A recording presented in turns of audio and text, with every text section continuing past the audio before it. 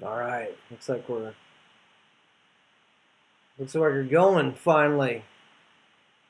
Thanks, one person. Hey, Rust. Hope Rust novel's still here. Hopefully it sounds all right. I don't know what was going on. I was having to turn off the Wi-Fi, turn on the Wi-Fi, this and that, and everything else. Just trying to get all this stuff going. My favorite guy from Austin is not even on here. It's it is what it is. I'm doing my best to try and make this stuff happen. I'm pretty new to the whole deal, so I'm still struggling, I would say, a bit with all the computer logistics nonsense. So thanks for showing up. Mostly I have to talk about is a bunch of cool stuff that went on in Sweden when I was over there last week. Hey, Robert. Can you guys let me know if you can hear me okay? I've been wandering all over the house trying to get a good signal. I don't know why I was having so many problems today, but yeah, it was that. Now I think I lost my fucking coffee too. I mean, hold on, let me get my coffee.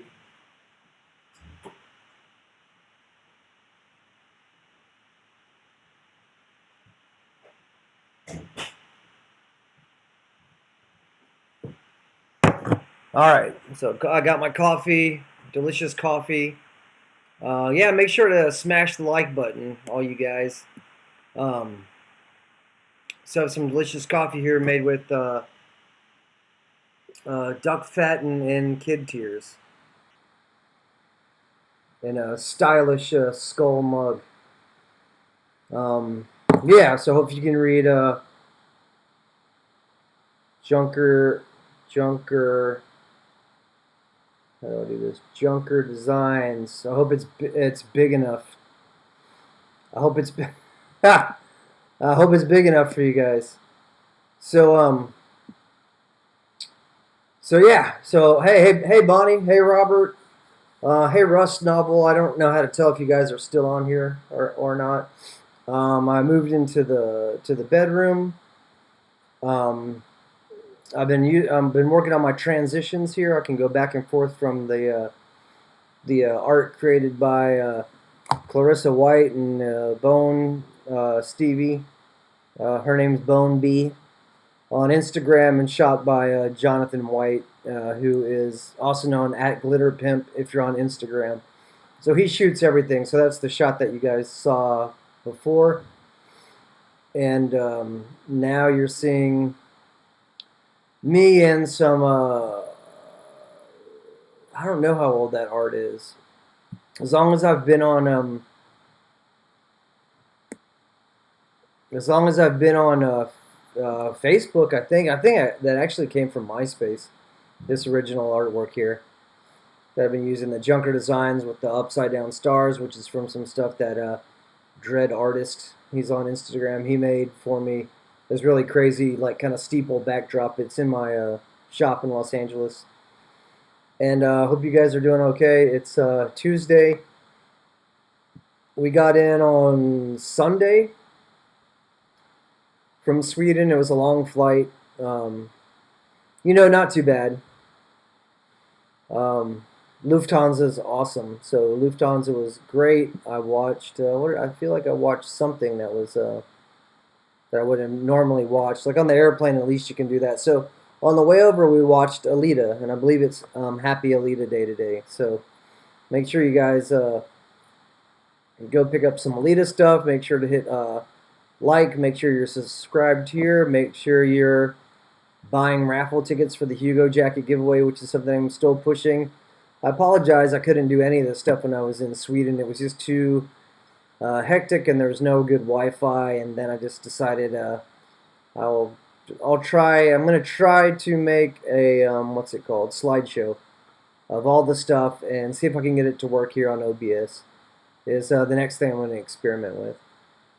So basically, what happened is a guy Judson Webb that I know from way back in Texas. I hadn't seen him probably in 25 years, 26 years. reached out to me, kind of like reached out to me. Yeah. He sent me a Facebook message. I hate some of this lingo, and I also hate when I end up using it.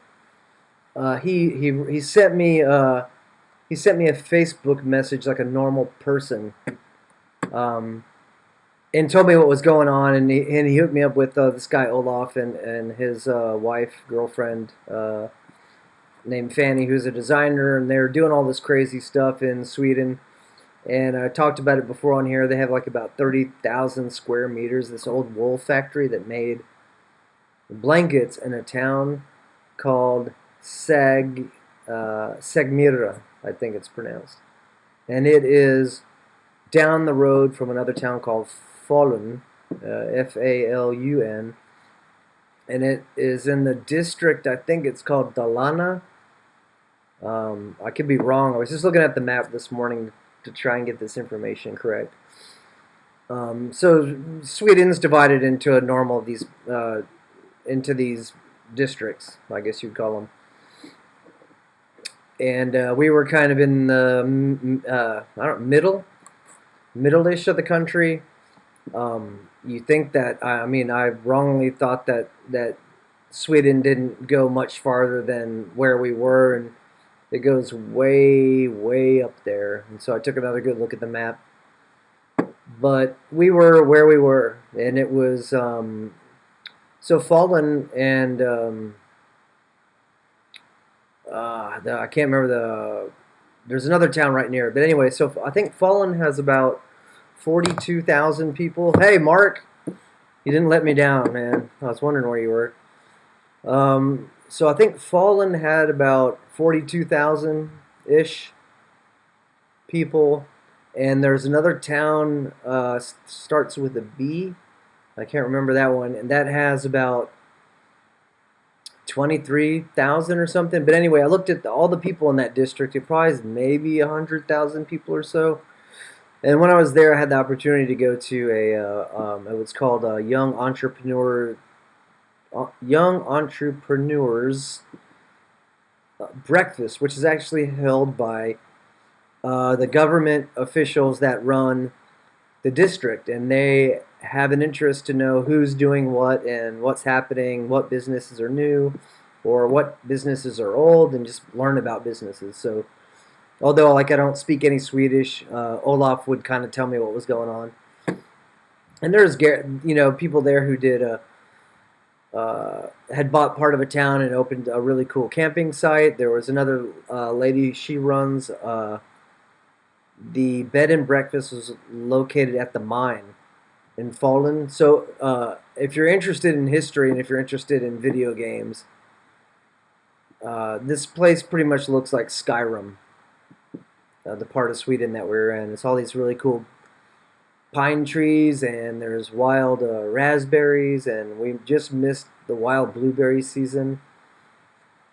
There's huge rocks covered with green fungus and molds and whatever. There's wild mushrooms growing everywhere. When we were there, our hostess picked some mushrooms. We had them with dinner, and it's basically amazing.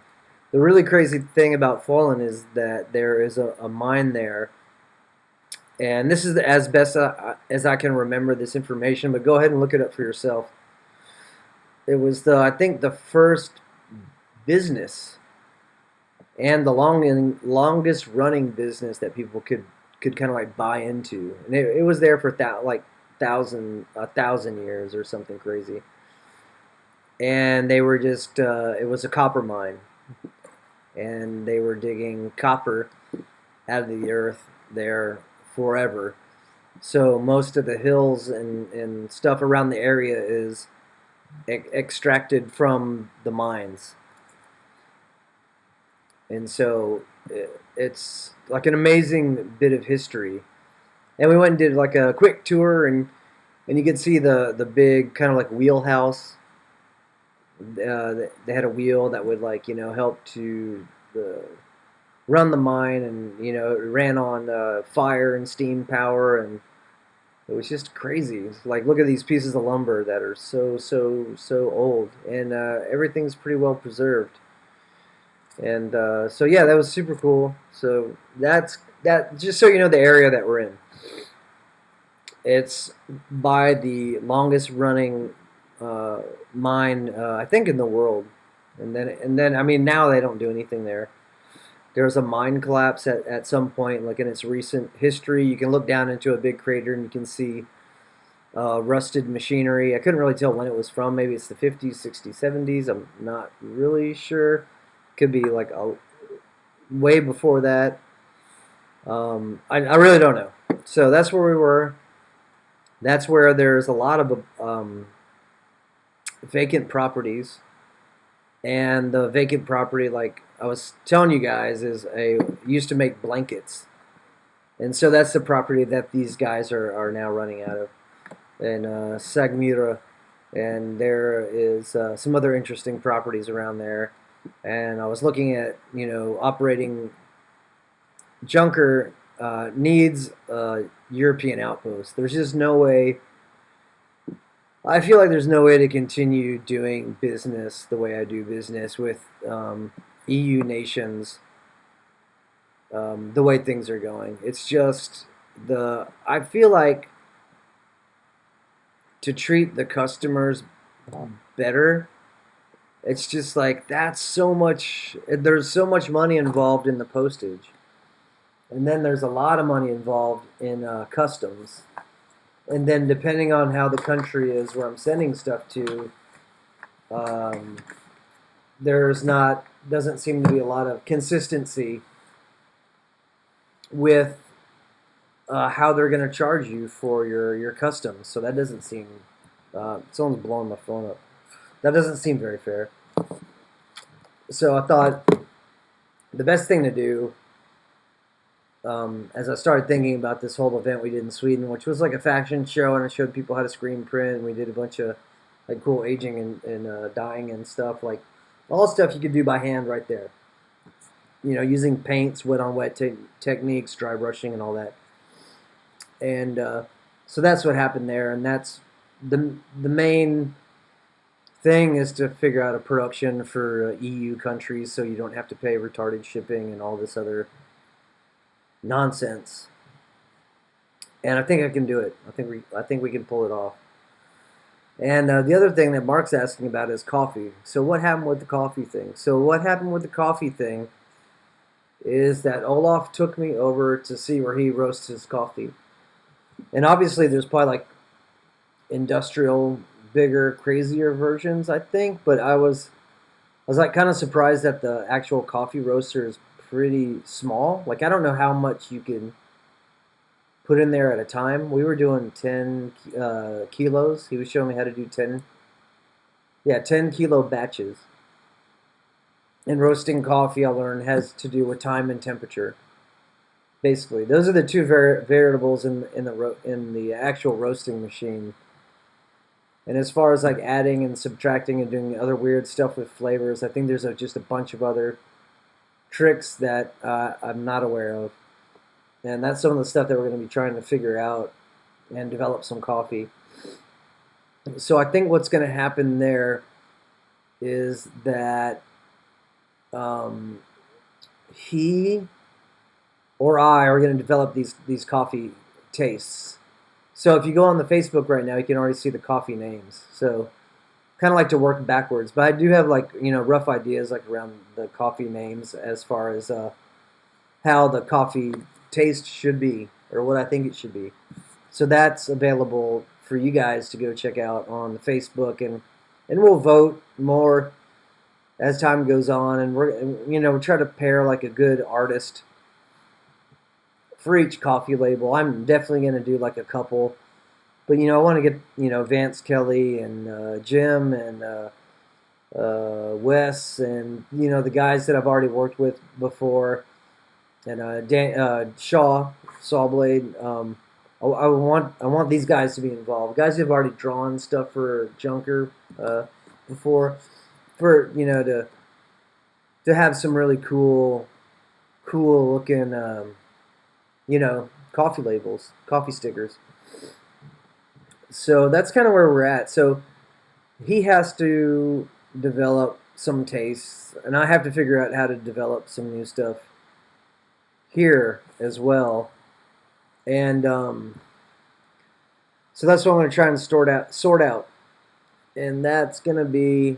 I notice I scratch and pick a lot. I think it's like a nervous habit. I'm going to go look in Austin and try to see if there's coffee roasters who are open to, experimenting with, mixing different kinds of beans as well as trying to figure out different ways to create different kind of tastes and all that. Because I've, some pretty specific ideas that I don't think have been tried, um, and I'm gonna try them. It's gonna be like a weird niche kind of thing for some of the coffee flavors, but for the most part, hey, hey, uh, it's like our buddy Olaf is in all the way from Sweden. I don't know what time it is there. 2:40. So it's probably nighttime over there somewhere. Yeah, there's a few roasters in Austin. So the idea is Olaf just jumped on here, so you guys can say hi to Olaf. He's the guy that was doing the whole thing over there. So he and I talked about kind of like some coffee ideas. He can experiment up there, and I can experiment down here because we have to make sure that the guys who are in the States, like you guys, we don't want to pay you guys to pay the postage from coffee from Sweden. So Olaf came up with the idea we'll just share like the formula back and forth. Granted that every time you even use a different machine, there can be like a little variation, I believe, in the taste and all that. But basically, we'll be formulating hopefully two or three things fairly quickly, some flavors, and then we can sell to the European market, and then I'll be here selling to my friends in the U.S. who are interested. So that's kind of, I think, what we figured out about uh, the coffee part of the deal. Now, there's a whole other part of the deal I kind of mentioned, which is like the production part of the deal. So the really important thing, first off, was to go to Sweden and see uh, if everything is is cool and legit, and make sure that I get along with Olaf and Olaf gets along with me, and all that stuff is fine.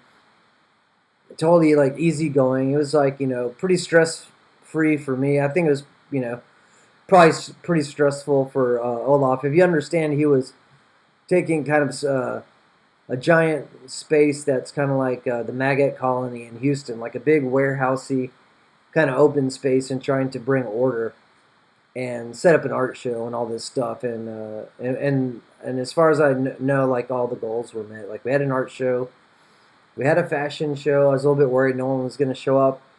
At the last minute, it suddenly just seemed like there was a bunch of people there, and we had a fashion show, and people really seemed to like it. So I think it was really successful, and all those and all that, all the show stuff was really successful.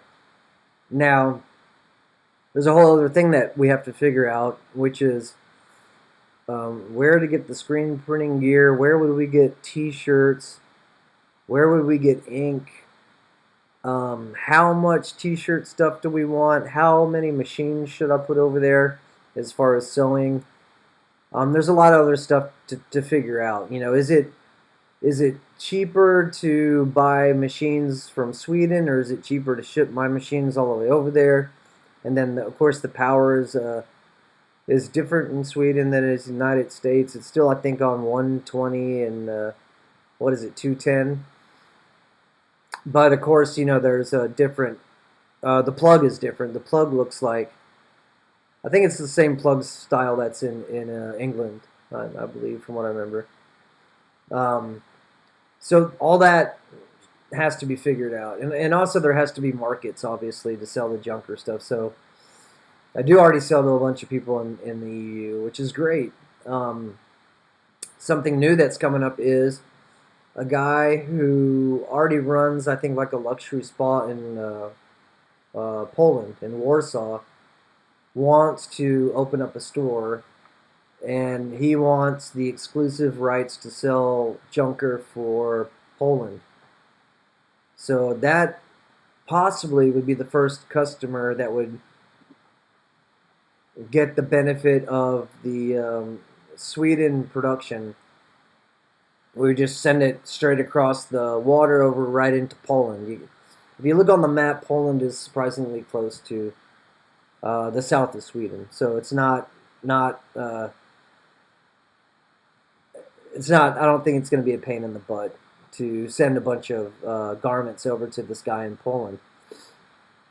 And then there's some other guys that I need to hit up there in Germany that run some big companies, clothing companies, about doing some partnerships there to get this stuff into Germany. And then I talked to Arno, a guy in England today, briefly about getting some stuff into England. And I do have some people in France I can talk to.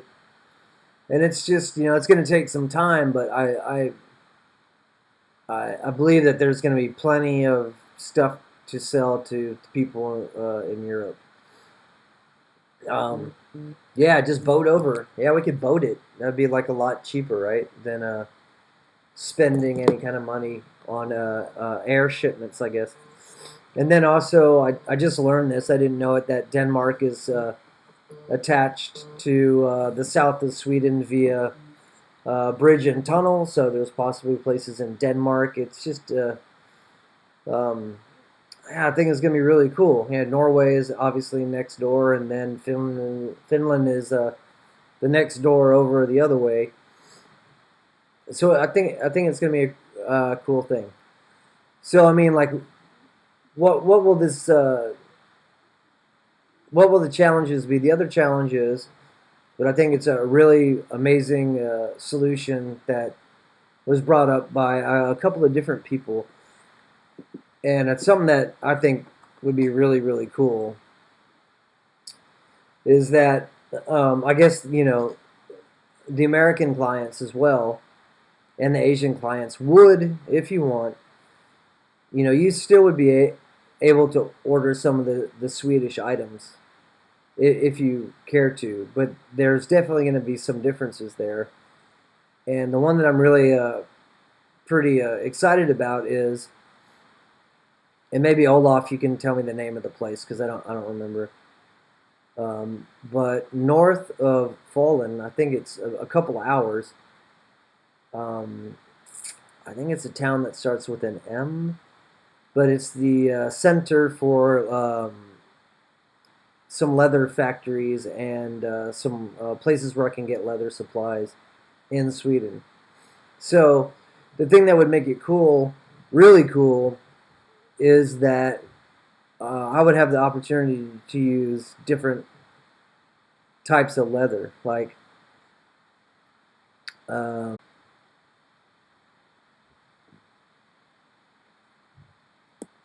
the name?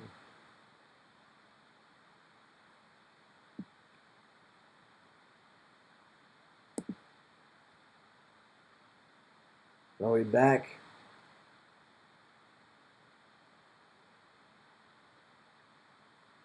All right, man. Weird stuff is going on over here on the internet. I just had like a big pause, but it looks like I just sat there looking like a dummy while it was happening anyway. Okay, so anyway, so it's opportunity to use new kinds of supplies and stuff, and learn new techniques from the guys over there in Sweden who have been doing like leather working for quite some time. And I think it'd just be really inspiring. Come up with like a lot of new cool ideas that are just Sweden only, Swedenish Sweden. But you see what I'm thinking. I mean, I have no idea what I'd be getting into, but I think, and I'm not sure if moose and elk is the same thing. I've heard it used interchangeably, but the picture I saw on the road crossing looked like a moose that we think of, the moose with the big scoopy kind of antlers. That was on like a road crossing sign that I saw when we were driving around. Um, so I think that's that as far as all of that stuff goes on. And then there's another thing that we're thinking about doing, which is besides having a production there, we may, and we're still kind of trying to figure out the logistics, may, get some property as well. So there's a lot of cool property there. It's a beautiful country. There's a lot of different things you could do with cool property there. And, there's a few ideas kicking around. I don't want to say too much. There's a certain property that I looked at that's really pretty amazing. We just have to work out some logistics on pricing and some other stuff. I've been talking to a governmental representative over there, and she's going to help me with a bunch of paperwork to do some other cool stuff over there. So we'll see what happens. Like I'm just pushing forward, and we're going to make some cool stuff happen. So if you guys have any questions about anything, I always like to get questions. I don't know where Slick is. Usually Slick from Germany is in here asking questions. I think last time he had to kind of like sneak out of work, or was at work. So I don't know. I don't know what happened to our buddy Slick. So I got back in town, and then the other things that are going on is there are a couple projects. I'm making a crazy Texas chainsaw inspired face jacket for a friend of mine that works over in Temple. That's like the town next to our town in Texas. There's a bunch of the orders are getting finished up for Old Souls hoodies. There's some Alita related stuff that's getting finished up for people for their Halloweens. There is a bunch of new computer bags that I'm doing, and that's for Robert Rodriguez and his kids. They all ordered these computer bags. And that's and then we're having a sale this Saturday again. Can't even remember all the stuff that's going on. So this Saturday again, we've tried it before. It seemed like it was all right. I'm going to try to get help this time, if I can. It's kind of weird to do it myself. Basically, I'm having a live sale, and I'm using my cell phone. I'm showing people what they can buy. They're buying it. Then a week or so later, I ship everything to them. But with help, it's going to be a lot easier. And probably organize this a bit better this time. So that's going to be on Saturday. And Saturday, I'm going to do that at 2. The rest of the week, I'm still going to be doing this at 2. The thing that's still not happening that I really appreciate some help with you guys on is everyone like this video. Make sure to like the video. Make sure to leave a comment once the video goes up. Make sure to share the video. And make sure that you have your Hugo raffle ticket. That's if you go to Junker Products, it's going to be like the first thing that you see. And that's still going on until I sell 2,000 of these raffle tickets. I'm sure people are sick and tired of hearing about it, but we need to get back on the wagon on that thing. The art is almost done. We're going to finish up the art this Saturday. That's going to be the other live stream. That's you can see the progress so far is under the Hugo Jacket, I think, raffle art, or Hugo Jacket sketches, or Watch Me Draw Exploder, actually is what it's called. That's the character that I played in Alita. And just trying to come up with a cool shirt that's part of the giveaway. So if you enter the raffle and you don't win, you're still going to get cool stuff, because I don't want you to go away empty-handed. And so I made it so you actually get like a really good deal. You will get the new Exploder t-shirt. You'll get a new Exploder patch. You'll get 2 Junker patches. kind of like this one. Not the same one twice, but patches that have a similar look and feel to the quality of patch you've become accustomed to here at, yeah, here on the here, um, and a sticker. So for $20, Exploder shirt, Exploder patch, 2 Junker patches, Junker sticker. That is a bargain. A bargain and a bargain. It's you're probably getting about like $50 or $45 worth of stuff for $20. Have no problem paying for your ridiculous shipping if you live overseas. So it's all pretty much promo. The real prize is the Hugo Jacket. You can see it in the film, like featured pretty prominently, with all the cool like buckles and stuff on the back. And that's really what's called the Blade Runner jacket. And that's something that I made years ago for envisioning the future of Blade Runner contest that I won. And that was one of the jackets that I did a jacket like that, and then I made some other weird police vest looking thing. And so Robert Rodriguez ended up buying one of those jackets. I've been, man, he might have had his for 6 or 7 years. Then when this film came around, he just was like, man, I want to use this jacket. And he and Nina Proctor, who's the costume designer, then decided that they were going to put a different color on it. Which is why there's a difference between the Blade Runner jacket and the Troublemaker jacket, is what we call the Hugo Jacket. Troublemaker. And it's because it has a collar, like a Levi's style collar, where the removable hood was. So if you look really hard in the movie, you can see that he's got 2 collars. He's got like a motocross collar, and then there's like a zipper, and then zipped onto that is the like Levi's style collar. I mean, this is stuff that you can't really probably see in the film unless you're gonna freeze frame it and go a little cuckoo.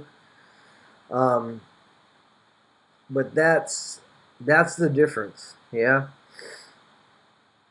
Sorry, I think I'm half awake and a little bit under the weather. So there's a lot of snorting and scratching and coffee drinking, and more scratching, and then some hairdos and don'ts going on. There's duck fat and child tears in here, and coffee.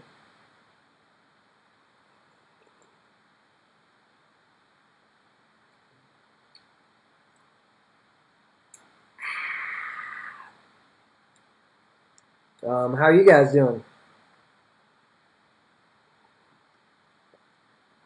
No, my girlfriend got this this stuff. I think it's like cow hoof, eagle claws, and ghee, clarified Indian style butter. That's supposed to make you last a long time. And you add it to, I guess, whatever you want to add it to. And then you go punch stuff. And it's supposed to give you superhuman strength.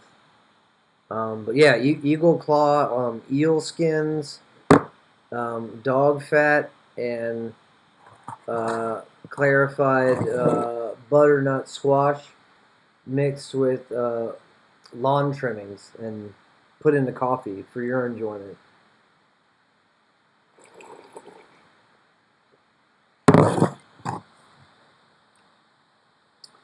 Okay, so what's going to happen at the sale? The sale is anything that's in my garage.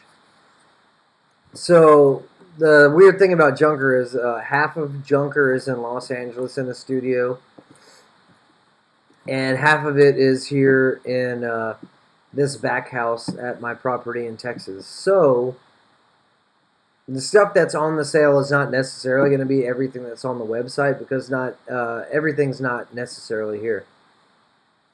But everything I drag out is going to be basically $20. Why? Because there's some stock here that I would like to get rid of to make room for some other ideas. I have, I think, about 3 or 4 new T-shirt designs that I'm really want to put out, but I do want to wait until there's more room here. So I need to make some room. So that's what's going to happen at the sale. So just like last time, there's tons of these vintage biker jackets. They're going to be $20. There's a bunch of T-shirts. They're going to be $20. There's a bunch of hoodies. They're going to be $20. So I mean, it's the 2020 sale, I guess you could call it. And that includes, artwork from Vance Kelly. That includes artwork from Christiana, or she's known as Alorian Vex. She's a really, really good artist. That includes art from Travis Haight, H-A-I-G-H-T, Mr. Travis. And that includes art by me. Some really rare, weird pieces are still left of the Electric Witch t-shirt. And I believe there's a bunch of small Pepsi Christ t-shirts for girls that are still laying around. And then there's a bunch of Pepsi Christ hoodies still that I want to go ahead and knock out. I want to get them out of here. I want to do some other hoodies. And then I can put the other hoodies online. There's some Daniel Shaw art that's really badass that I want to get those up. It's kind of like 3 evil-looking specters. That one needs to come out.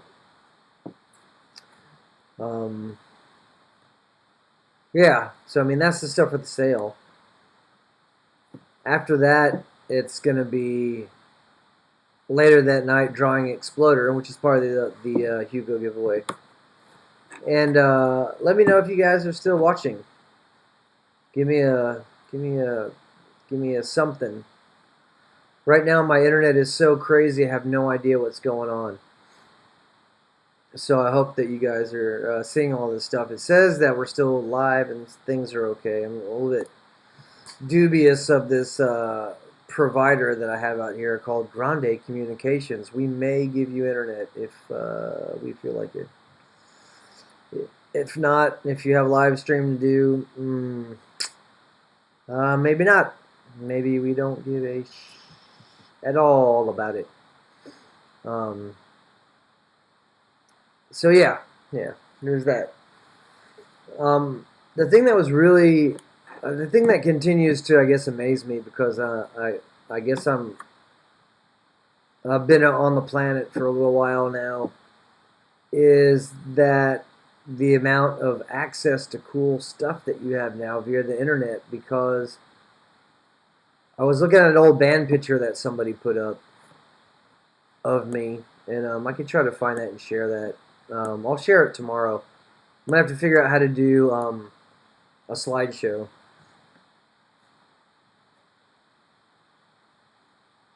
Oh, come on, really?